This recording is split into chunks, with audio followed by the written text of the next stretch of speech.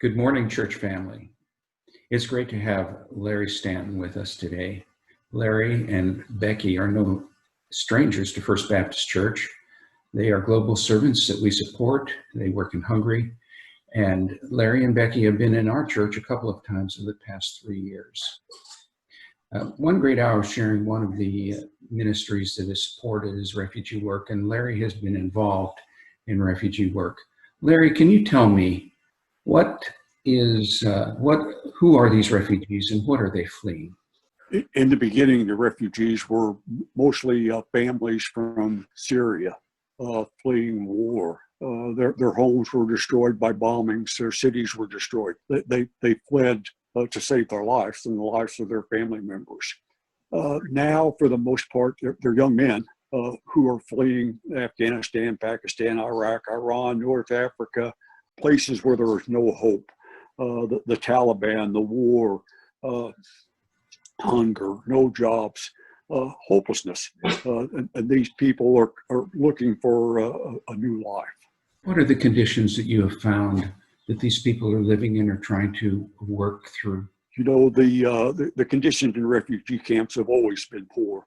But now, because of all the borders being shut down, the camps are overcrowded. The food is poor, sanitation's poor, healthcare doesn't exist. People are sick, suicide. They leave the official camps and they move into abandoned buildings. What is your ministry and how has One Great Hour sharing funding had an impact?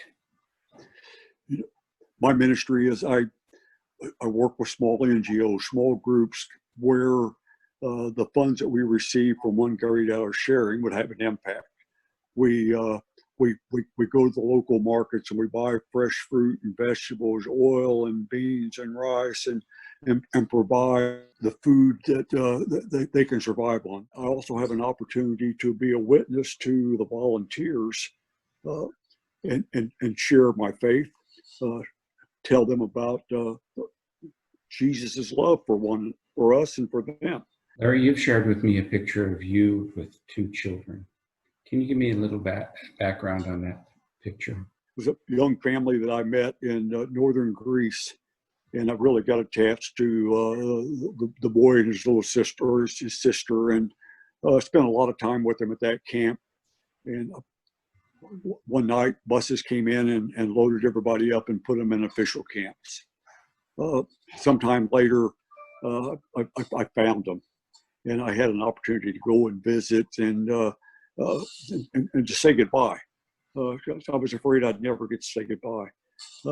Today they're in Germany as a family with their dad, and it's a happy ending to the story.